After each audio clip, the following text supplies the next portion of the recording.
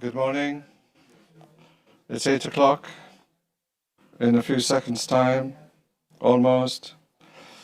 And you can relax. I'm not going to give Marina's talk for her. Here she is, and she's going to give the first presentation on when to do plaque and when to do proton beam. And I'd like to thank BEBIG for organizing this, and Martina Jager and her team for allowing this session to happen.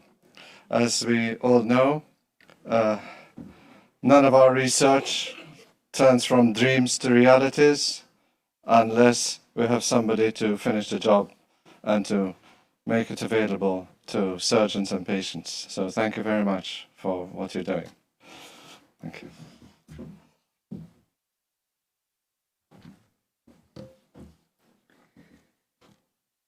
Is it possible to turn this screen on as well? So good morning. I thought since it's early today, I would go easy on the percentages and just talk to you a little bit about ruthenium brachytherapy and proton beam irradiation and how to make a sound decision. So the choices depend on what's available to you as a physician and also what's available to the patient. And I would like to talk a little bit about ruthenium brachytherapy and our experience with that, then about the indications for proton beam irradiation, which we have been doing in the Netherlands for 2 years now, and then I would like to touch on shared decision making, since I think that's such an important thing for both us and the patients. So we have been doing ruthenium brachytherapy for quite some time in Leiden here. And we used to do sandwich therapy. So for the younger ones in the audience, this was therapy where you would dose on the basis of the tumor with ruthenium, and you would treat the apex of the tumor with TTT, with transpapillary thermotherapy. And the advantage was that you could give a little bit smaller dose of irradiation to the patient. We did an audit on our results, and then we found out that the visual acuity in the group of patients that was treated with ruthenium only, in those patients the visual acuity was preserved longer than in the patients that were treated with sandwich therapy. And that was when we decided to abandon this sandwich therapy, even though Leiden had a very important role in the first investigations of TTT. So after that, in 2008, this became our indications for brachytherapy in the Netherlands, in Leiden. So we would be treating patients with a tumor prominence of up to 7 millimeters, which is higher than some other groups defined for their indication for brachytherapy, and a diameter of less than 16 millimeters, and the tumor could not be touching on the optic nerve for more than 1/3 of the circumference of the optic nerve head. And we were quite happy with ruthenium. We still are, so we're still using it quite often because the collateral damage done by the ruthenium plaque is quite limited. But for some patients it's not a good option. So for example, when the optic nerve is involved, or when the tumor prominence is over 7 millimeters, you have to look for another means of treating your patient. And of course we have enucleation available to us. We do acrylic implants with donor sclera here in the Netherlands. We are allowed to use donor sclera, and results are quite good, but obviously the patient loses every vision in the eye. And then we send our patients that were willing and were able for treatment with proton beam in Switzerland, since we did not have a treatment facility in the Netherlands up until 2 years ago. And we reported on that because we thought it would be important for other centers to know that your outcome can be comparable even if you're not treating in your own proton beam facility. There's not that much information lost when you treat patients with proton beams in a center that's outside your own country. But you have to be very careful in sharing your information one way and the other way again. And then we received this artist impression of the Holland Proton Beam Center, and it turned out exactly like this picture. And since 2020, we have been treating our patients here. And this was the very first patient. He was a physician. He had a very centrally localized uveal melanoma. It was quite high in prominence, visual acuity was low, and it was near the optic nerve. And this patient was very interested in proton beam irradiation himself, so we were really, really lucky in that respect. And over Christmas in 2019, we put the first tantalum markers on this patient, and we treated him in January of 2020. And these were the indications we designed for proton beam irradiation in the Netherlands. And we worked together with Rotterdam and with the Proton Beam Center and with the Technical University in Delft for that. And the tumor prominence we described as an indication for proton beam irradiation is over 7 millimeters, diameter of tumor over 15 millimeters, and a localization of the tumor less than 2 millimeters of the optic disc, because with ruthenium we saw somewhat more recurrences in this location. And as you notice, there's a small overlap between the indications for proton beam irradiation and ruthenium. So we have a multidisciplinary meeting every week, and we discuss our patients there, and we discuss indications and preferences of the patient, of course. So in treatment in uveal melanoma, your choice depends on the tumor dimensions, the tumor localization, and on the expected side effects and the long-term outcome. And there's still some blanks in those expected side effects and in the outcomes. We don't know exactly with which volume of irradiation what side effects a patient will get. And then, of course, there's what treatment modalities are available to you and your center. And there's the patient preference, and sometimes money plays a role as well. So the goals in treatment, we all know, are tumor destruction mainly, and we hope to retain the eye, and we hope to retain vision. But what's also very important as a goal is that our patient is satisfied. So some patients are very willing to travel, and some patients are unable to travel for their treatment. And then some patients can live with a certain amount of uncertainty about the outcome. And they are willing to accept some uncertainty about outcome for a chance to retain a little bit more vision. And this is really very specific to a very specific patient. And last couple of years, I've been more interested in how we share information and knowledge with the patient. And I think it's really important that we realize that sharing information and knowledge goes both ways. So we have information and knowledge about the treatments and about the side effects and about the outcome, but the patient has information on his preferences, on his fears, and on his dreams for future. So in sharing bad news and in sharing decisions together, this is one of the acronyms that's stated quite often. It's the SPIKES acronym, and the K stands for knowledge.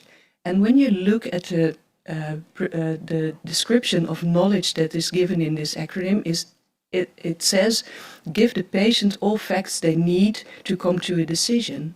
I think it should also state that we should get all the knowledge we need to help the patient come to a decision. So we have to know what the fears and the wishes are of the patient. And we have to check if we understand what the patient needs from us.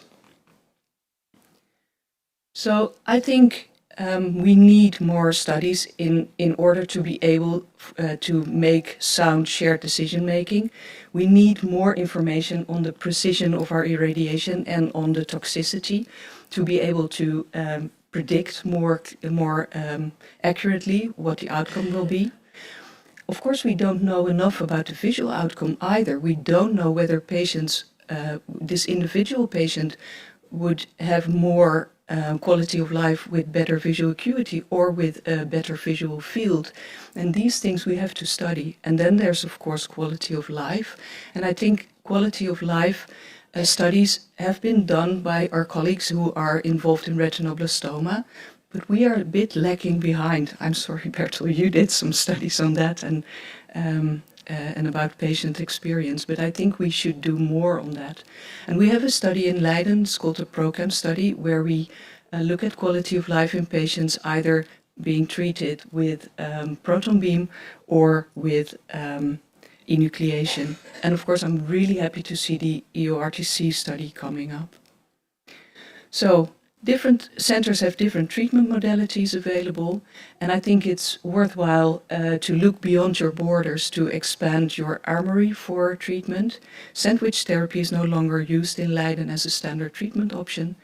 Both the ophthalmologist and the patient hold part of the information you need for sound shared decision making, and we still have quite a few blanks to fill to facilitate sound shared decision making. Thank you very much.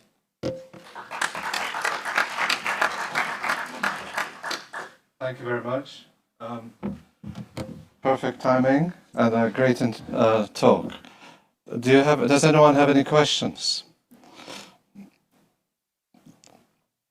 I try not to be indecisive, but there have been times when I couldn't decide between proton beam and plaque.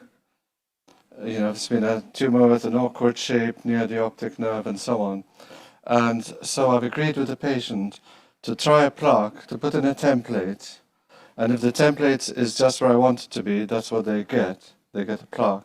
If I'm not happy, I take out the template, put in markers, and then the patient gets proton beam. So sometimes that has been very useful. With regards to the indications, you listed all the indications for proton beam, 7 millimeters thick, diameter. So, but not all those criteria need to be fulfilled. That's true. I wanted to confirm that because proton beam can be very, very useful even with very thin tumors if they're near the optic nerve and difficult to treat. It's one or the other. Yeah.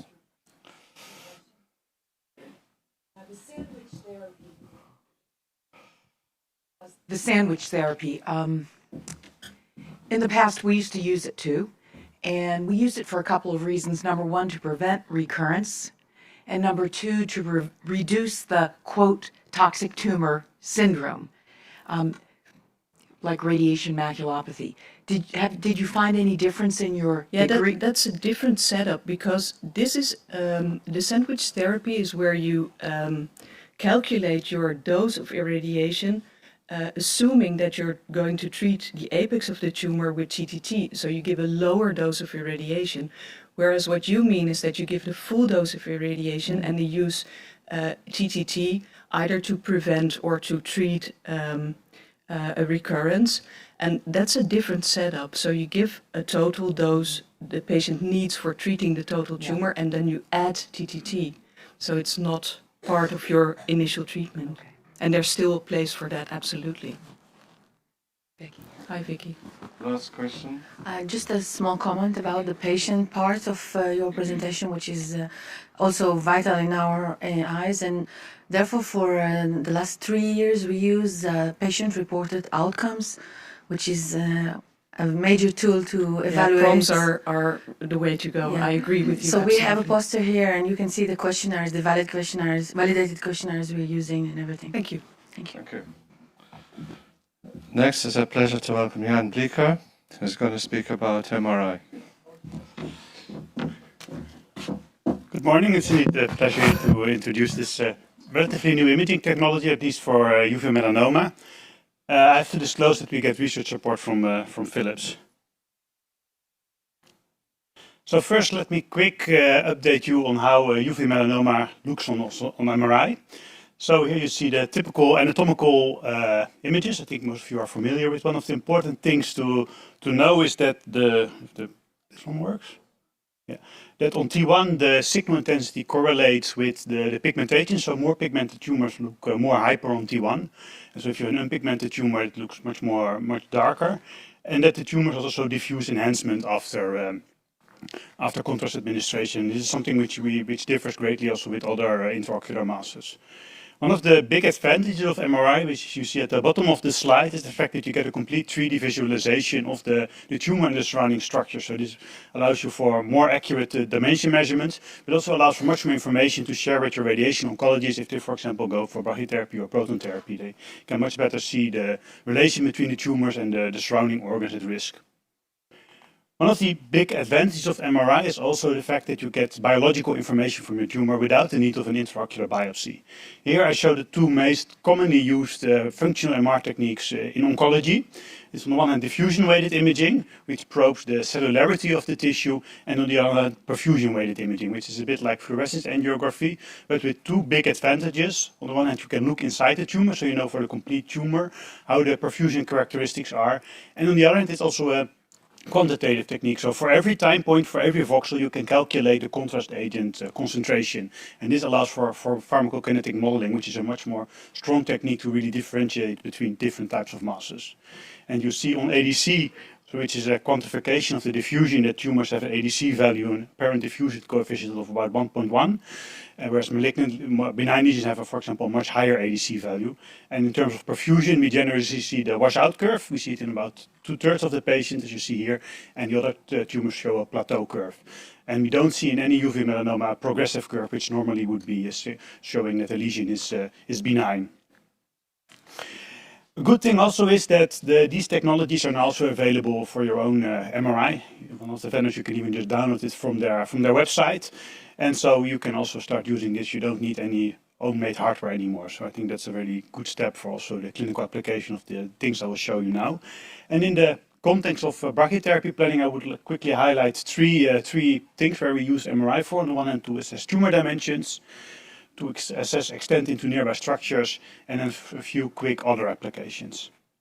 I think one of the first things when we started to use MRI in Leiden for uveal melanoma was really the 3D visualizations. You can see here you can make a very reproducible, accurate measurement of the tumor prominence, also in cases where ultrasound is, for example, not possible when there is silicone oil, for example, in the eye. And when we compare the MRI-based with the ultrasound-based tumor prominence and basal diameter measurements, we see that generally they match. You see below a group of 72 patients which we scanned, and generally the difference, for example, in terms of prominence are below 0.5 millimeter. So that's below the reproducibility of ultrasound.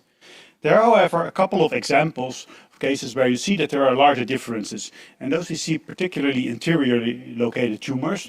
And we see that when you retrospectively look back at the clinical ultrasound measurements, that in most of those cases, that not the complete tumor extent was accurately visualized. This could either be because of the lower penetration depth of the UBM probe, which we use for the interior tumors, or because the tumor is so big that not the full basal diameter could be visualized. And this can of course be also a problem if you want to do brachytherapy, because you want to know the exact size of the base of the tumor so you know which plaque size to use. And for these patients we now go then for the MR-based measurement so that we really know for sure that we use the correct size of the Ruthenium plaque.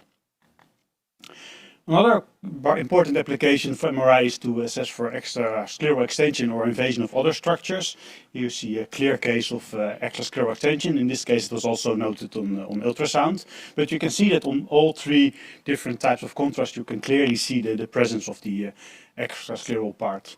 In terms of MRI protocol, it's very important that you have at least one scan where there is fat suppression, because when the tumor is very pigmented, it can have the same color or the same intensity as the fat. So you need to scan without fat behind the eye to really be sure that there's no extrascleral part. Also for optic nerve invasion, MRI can be a very valuable tool. Here you see a case of a patient who was actually referred for proton therapy and it got an MRI. And even though this patient was quite nervous in the MRI and was moving quite a bit, we can still reliably see on both T2, T1 and T1 after contrast that there's a tiny bit of invasion of the optic nerve, something which was even also retrospectively not observed on the ultrasound images. And based on these and other considerations, the patient in the end got enucleation, and that showed on histopathology that there indeed was about 1 millimeter of extrascleral extension of optic nerve invasion. So indeed the MRI was in this case more accurate than the ultrasound. And we have quite some more cases of where you see that MRI really adds value in terms of extent of the tumor. If we go into some other applications, one of the advantages of MRI is also that you can do accurate imaging when there's a silicone oil. And this can either be in terms of diagnosis, when the patient has been treated elsewhere for retinal detachment, and then during the surgery they see that there is a tumor and they put a silicone oil in, and we can still use all the things I just showed you in terms of dimensions, but also all the quantitative techniques for differential diagnosis.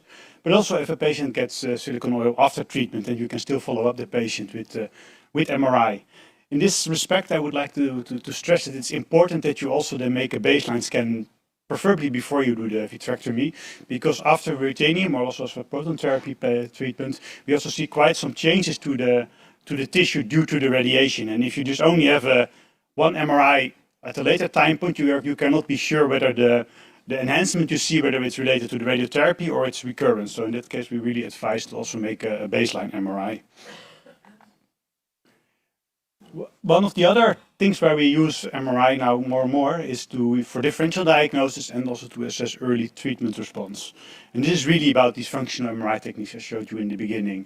Here you see some different diffusion-weighted images of different types of intraocular masses, and you can see that the ADC value for all of the other lesions is much higher than the ADC value we see for uveal melanoma. So when you scan a patient and you see this very high ADC value, it can be a clear indication that it's actually an other intraocular lesion, and then, for example, biopsy can be advised.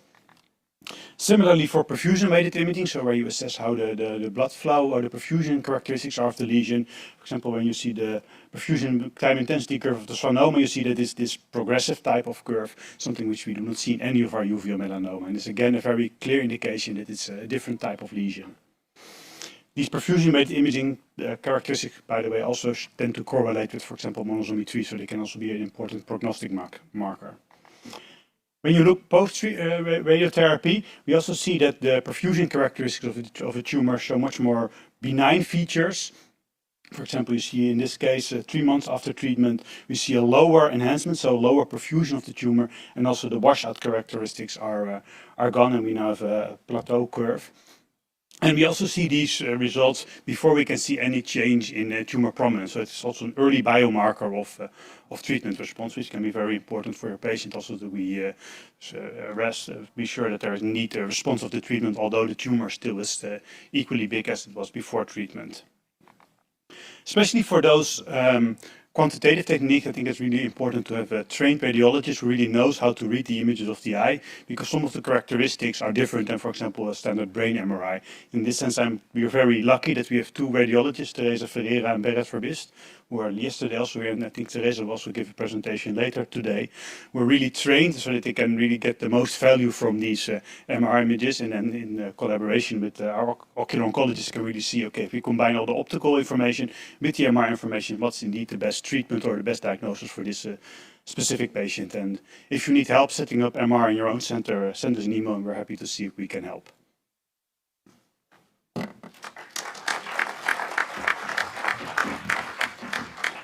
Thank you very much.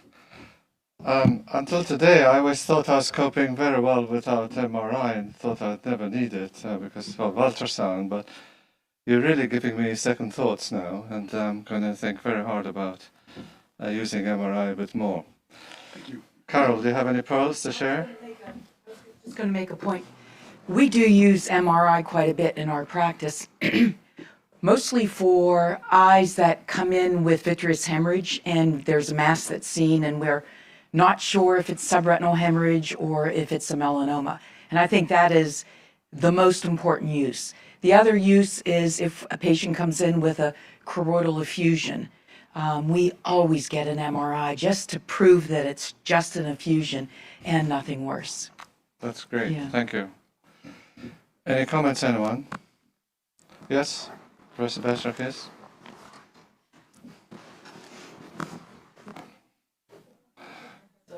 Thank you. It was mentioned by you occasionally we get a referral with a patient that was operated on beforehand for retinal detachment and has a silicone oil. So this is a very important indication. There is no other way to get the thickness of the tumor and the extension of the tumor if you have silicone in. Great, great point. Any other points? Oh, And then we discuss afterwards. Thank you. well, thank you very much. That's great. Thank you. So, next speaker is me. Can we turn down the lights, please? Can we turn down the lights if possible? Thank you. So, in this talk, I'll be speaking about how I place the plaque where I want it to be. If you don't place the plaque exactly where it should be, and you get a recurrence, that's devastating for the patient. It might increase mortality, and it's also expensive for the healthcare services as well, taking up the time needed for other patients. So I've got these consultancies. I'll be speaking about templates and transilluminators, and I'm not getting any royalties for those. So BEBIG have produced a video on plaque insertion, and today is the launch of that video, and hope you like it. Plaque brachytherapy is the first choice when it comes to uveal melanoma treatment. Ruthenium 106 eye applicators are chosen and used across Europe and several other countries around the world. The applicator is a concave plaque with a radius of 11 to 25 millimeters and has 2 or 3 eyelets that are sutured to the sclera. The product range consists of 13 different types with a narrow notch for tumors close to the optic nerve, a wider notch for the corneal limbus, or without notch. The radioactive plaque emits mostly beta radiation, which has a steep dose fall-off with distance from the plaque surface. In this way, tumors up to 5 millimeters in thickness can be treated with a high dose while sparing sensitive structures such as the optic nerve and fovea. As the dose rate of the Ruthenium 106 eye applicator is still sufficient for the treatment of uveal melanoma even after a half-life, it can be reused numerous times within 1 year.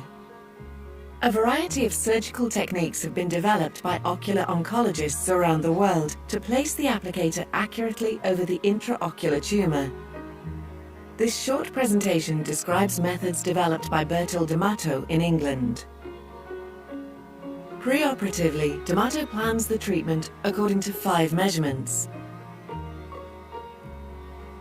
The tumor thickness, the largest basal tumor diameter, the longitudinal basal tumor diameter, the tumor to fovea distance, and the tumor meridian with respect to the fovea.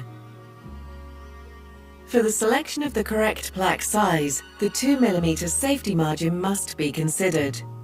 This means, for example, that tumors up to 16 mm can be treated with a 20 mm applicator. The plaque to fovea distance is estimated by subtracting the safety margin from the tumor to fovea distance. The approximate limbus to plaque distance is estimated by adding the plaque to fovea distance to the plaque diameter and subtracting this number from 30. This calculation can be checked by adding the longitudinal tumor diameter to the posterior safety margin and subtracting this sum from the plaque diameter to identify the distance between the anterior tumor margin and the anterior plaque edge. If all measurements and estimates are correct, both methods should identify the same point on the sclera, marking where the anterior edge of the plaque should be. During the operation, a 180-degree conjunctival peritomy is made. To rotate the globe, 2 traction sutures are placed in the sclera about 4 mm from the limbus. After placing sutures and measuring the knot to limbus distance, any muscles preventing accurate plaque placement are detached. The inferior oblique muscle is only detached if it overlies the tumor. However, the superior oblique muscle is left in place because it is thin. The tumor is localized by transpupillary or transocular transillumination, and its margins are marked on the sclera with a pen. According to preoperative measurements and estimates, an ink mark is also made on the sclera at the intended location of the anterior plaque edge. If a Damato template is available, forceps or calipers with pointed tips are used to mark the entry and exit points of each suture.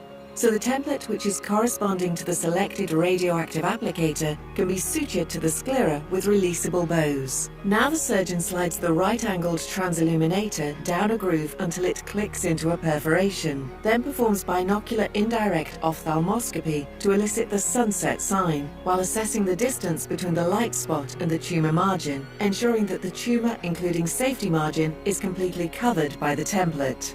If the template is not perfectly positioned, it can be adjusted using the transilluminator as a hook, and a new ink mark is made on the sclera. A mattress suture is placed and left loose. Now the template is replaced with the radioactive applicator, taking great care not to damage the delicate concave surface of the plaque. If a biopsy is performed, it is done after removing the template. The sutures are tied.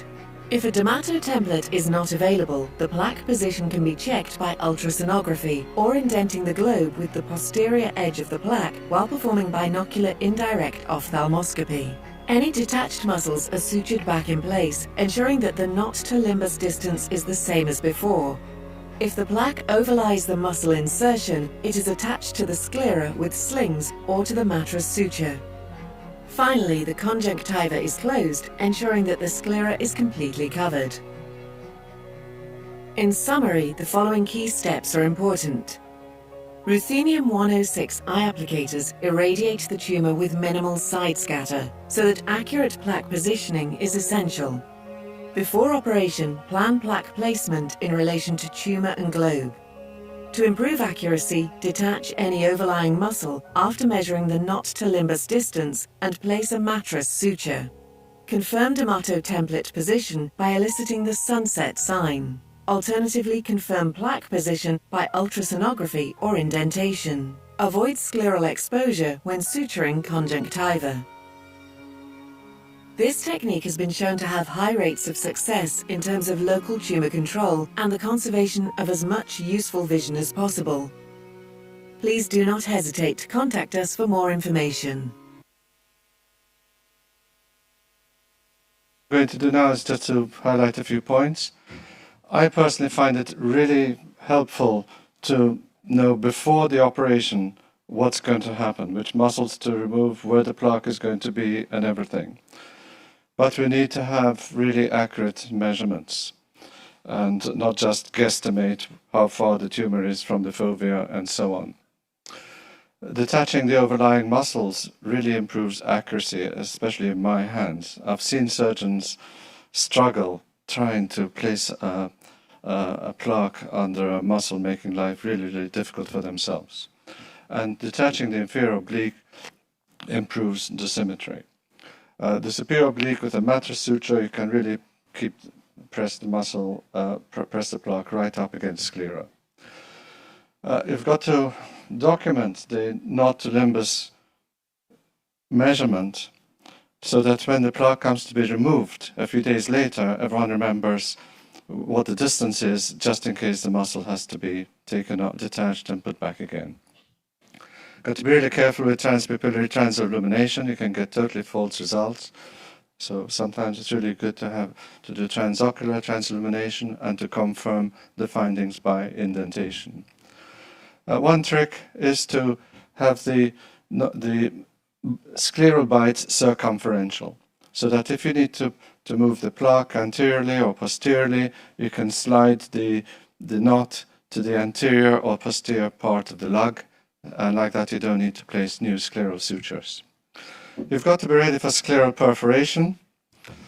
Stuff happens, as they say, so you've got to know what you're going to do. You've got to prevent the eye from collapsing and filling up with blood. You've got to be prepared for cryotherapy, and you've got to place a suture around the sclerotomy. If you just place an ordinary suture, it will probably cheese wire through the sclera, which is probably very thin. That's why the perforation probably occurred, because the sclera is very thin and soft. So if you put a mattress suture, you can pull it and it won't cheese wire it. But it has to be superficial and long. The bite has to be superficial and long to give it strength to close the sclerotomy. The mattress suture prevents the plaque from tilting away from the sclera. if there's a subretinal hematoma or a superior oblique muscle. And with regards to the inferior oblique, I used to get quite a lot of torsional diplopia until I stopped suturing the oblique back into the sclera again. So what I do, I have the inferior oblique on a sling so that it's more or less in its correct anatomical position. And then when the plaque is removed, the inferior oblique is stuck to the surrounding tissues, so you don't need to put it back again. And Professor Beenakker has a technique which is to leave a little bit of the inferior oblique in place, and that helps the rest of the muscle to go back where it should be. When reattaching the rectus muscle, I put a 3-1 suture. So when I put the 3 throws, I can let go of the suture while taking measurements and so on, and the muscle will stay exactly where I've left it, and then I can either tighten or loosen that suture before finishing the knot. With regards to late sunset, where the edge of the plaque is at the edge of the tumor, I think you need to do that only if you're really sure of your technique and the accuracy. That can take years to develop. You've got to have a high scleral dose so that there's enough side scatter, and you need patient consent because you're bending the guidelines slightly. And you've got to evaluate your results to make sure that the failure rate is not higher than is acceptable. And especially with treating tumors with a notch plaque near the optic nerve and so on, you really need to know the plaque technology, the side scatter, the dosimetry, the inactive safety margin, so that you can give enough dose to get the tumor, especially with juxtapapillary tumors. And I'm very glad we're going to have a talk about that kind of thing after this. So with good case selection, good surgical technique, you should get good results. And these are some results from my talk from tomorrow on quality of life. These are patients who are here because they've accepted to fill in questionnaires, and it shows that if you choose your patients carefully and you follow this kind of technique, that's time for me to stop, then you should get good results. So I'd like to acknowledge my co-workers, past and present, and thank you for your attention. Thank you.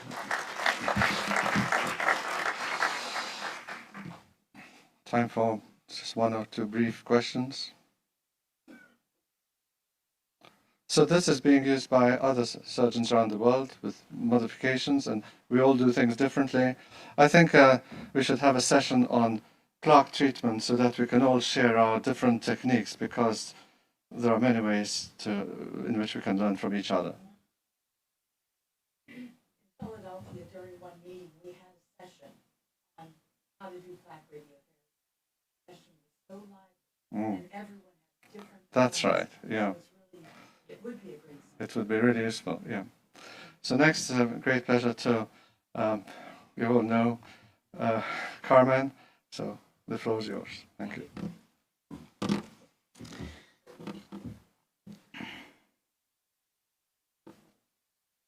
So welcome to everybody.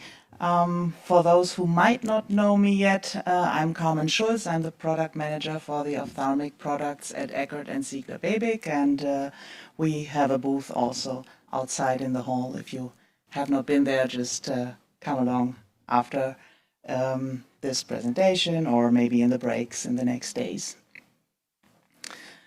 So these are my topics today. I have these 4 questions. Who is hidden behind Eckert and Ziegler? What are Ruthenium eye applicators, and how do we support you, and why do we need your support as well? That's our headquarters in Berlin, and as many of you have asked in the past why our logo does not say BEBIG anymore, I wanted to introduce Dr. Eckert and Mr. Ziegler to you. They have founded indeed BEBIG in 1992, and it's our 30th anniversary exactly this year. 5 years later, they founded the Eckert and Ziegler AG, and today BEBIG is part of Eckert and Ziegler Medical and continues to be the only global supplier of ruthenium applicators, and that's why you see only Eckert and Ziegler on our logo anymore, but it's still BEBIG. So what are ruthenium eye applicators? These brachytherapy plugs, they come with an integrated, very thin layer of ruthenium 106, and that is why the thickness of the plug is only 1 millimeter. The plugs are reusable after steam sterilization for many patients. And so what is so special about the radiation of this plug? It's beta radiation compared to the iodine, which is gamma radiation, and on the left-hand side you can see the decay chain, but what I think is much more interesting is this nice autoradiography I once got from Peter Lomach. It shows very nicely how steep the dose fall-off is, and that the penetration into the eyeball is very limited if you use beta radiation. So as we heard before, the primary goal is always tumor control. And these two illustrations, which I took from a presentation from Essen, they show very nicely this steep dose fall-off, and you can therefore apply a very high dose to the tumor while sparing the adjacent tissue. And the result is, as also Bertil mentioned before, that there is high tumor control and conservation of good visual acuity in many cases.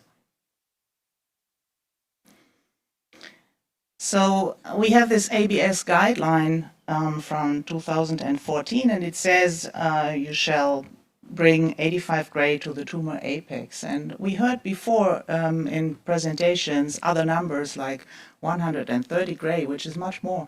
And this comes from the fact that with iodine 1 to 5, there is a much larger penetration depth into the eye. So you cannot really compare beta radiation and gamma radiation. So when using beta, consider a minimum dose to the base, and also check very precisely how your dosimetry is. And maybe this paper, which I've cited here, can help you to do so.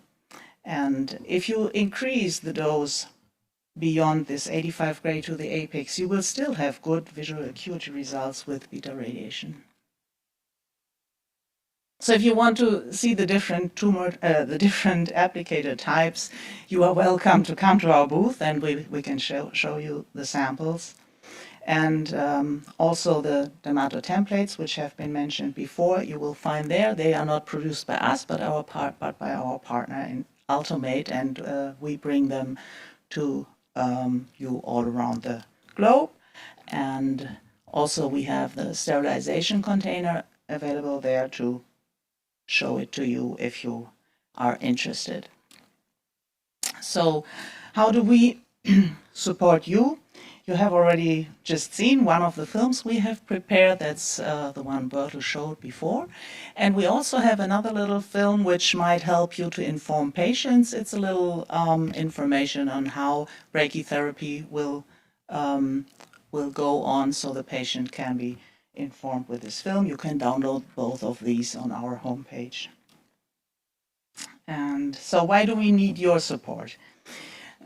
Meanwhile, the plugs are available in about 50 countries around the world, and we do our best to even increase this, but we are required to always show again for all the authorities that this is still a state-of-the-art therapy, which is, you might not understand, but it's really difficult because it's such a rare disease, and we have so few data compared to all the other diseases which are usually treated by medical products.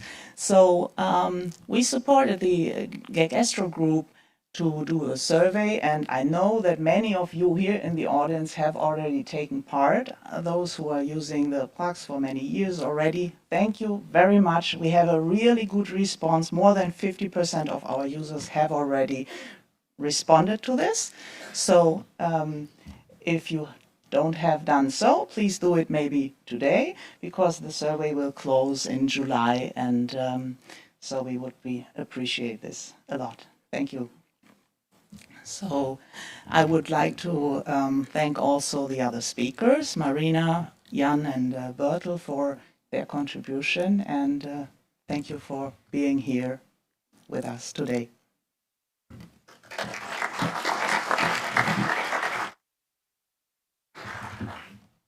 Thank you. Does anyone have any questions or comments to make? Yes? Do I have the box? There it is. Just a question on the isotope. With a global crisis that we have at the moment, do you see any problems in getting the isotope?